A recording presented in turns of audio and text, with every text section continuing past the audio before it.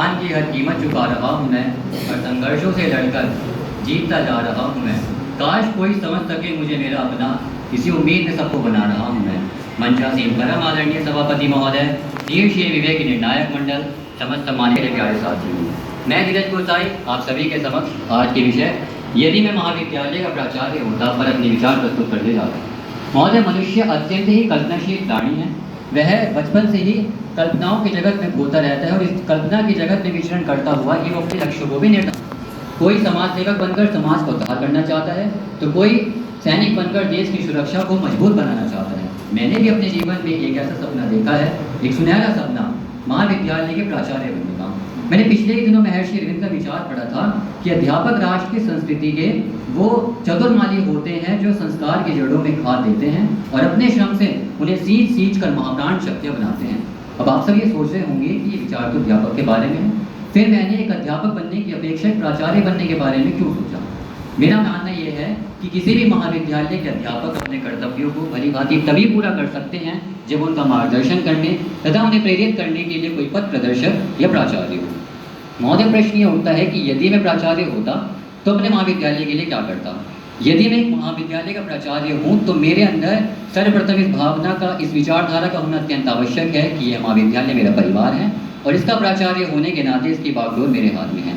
महोदय, सर्वप्रथम मैं अपने महाविद्यालय को अन्य महाविद्यालयों के लिए आदर्श बनाता। जैसा कि आजकल देखा भी जाता है कि अधिकांश महाविद्यालयों में, अधिकांश अच्छे महाविद्यालयों में केवल उन्हीं छात्रों को प्रवेश प्रदान किया जाता है जिनके अभिभावक या तो उच्च पदों पर आसीन हैं या फिर माँ लक्ष्मी के विशेष कृपा पात्र हैं। परंतु मैं अपने महाविद्यालय में उन छात्रों को प्रवेश प्रदान करता जो वास्तव में उचित शिक्षा प्राप्त करने के इच्छुक हैं, क्योंकि एक प्राचार्य के पद पर आसीन होकर अपने महाविद्यालय में भीड़ बढ़ाना, ये शिक्षा का व्यापार करना मेरा धर्म नहीं है। मेरा कर्तव्य है कि छात्रों को वास्तविक ज्ञान से परिचित करवाया जाए और उनके जीवन को एक नई दिशा प्रदान की जाए। प्राचार्य के रूप में मेरा दूसरा कार्य रहेगा कि मैं अपने महाविद्यालय में छात्रों के लिए ओपन हाउस सिस्टम शुरू करूं, जहां पर छात्र अपनी समस्याओं को खुलकर व्यक्त कर सकें और साथ ही साथ उन्हें प्रेरित करूं कि वो अपने जीवन में अनुशासन तथा समय के महत्व को समझें, क्योंकि विद्यार्थी जीवन में समय के महत्व और अनुशासन को बहुत ही महत्व दी गई है। अनुशासन, मैं उन्हें बताऊंगा कि भय से अनुशासन का पालन करना सच्चा अनुशासन नहीं है। अनुशासन का सच्चा अर्थ होता है नियमों का पालन करना। कोई भी व्यक्ति अपने जीवन में तभी सफलता प्राप्त कर सकता है जब अनुशासन की सीढ़ी पर चढ़कर समय का सदुपयोग करना जानता है और समय भी उसी व्यक्ति को महत्व देता है जो समय को महत्व देता है। तत्पश्चात महोदय, मेरा कार्य रहेगा शिक्षा के गिरते मूल्यगत स्तर को सुधारना।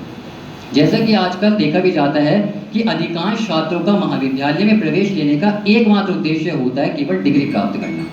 उनके लिए ज्ञान से बहुत अधिक महत्वपूर्ण होता है उनकी नाम मात्र की डिग्रियाँ। तो अपने महाविद्यालय में शिक्षा के स्तर को सुधारने के लिए मैं योग्य तथा अनुभवी शिक्षकों की नियुक्ति कर शिक्षा के स्तर को सुधारने के लिए नैतिक मूल्यों का समावेश करूंगा। छात्रों को उचित शिक्षा प्रदान करने के पीछे मेरा एक ही उद्देश्य रहेगा कि उनको सच्चा एवं समर्पित नागरिक तथा देशभक्त बनाया जाए। शिक्षा पूर्ण करने के बाद वो चाहे किसी भी क्षेत्र में जाएं, परंतु अपने देश और अपने समाज का हित उनका मुख्य उद्देश्य हो। एक आदर्श प्राचार्य के रूप में अपने मानवीय गुणों से सज्जित व्यवहार से मैं एक ऐसा आदर्श प्रस्तुत करूंगा जो न केवल छात्रों के लिए अपितु अध्यापकों के लिए भी एक सर्वोत्कृष्ट उदाहरण होगा। तभी मेरा प्राचार्य बनने का सपना सफल होगा। अंत में अपनी वाणी को विराम देने से पूर्व कुछ पंक्तियां कहना चाहूंगा कि आशाओं को ढूंढते हुए जब घनघोर अंधेरा दिखता है तब उस अंधेरे में एक दीपक जलता मिलता है। उस दीपक के सहारे सारे अंधेरों को मिटाऊंगा। उस एक दीपक के सहारे सारे अंधेरों को मिटाऊंगा। प्राचार्य बनकर जनाब कुछ इस तरह अपनी जिम्मेदारी निभाऊंगा। धन्यवाद। जय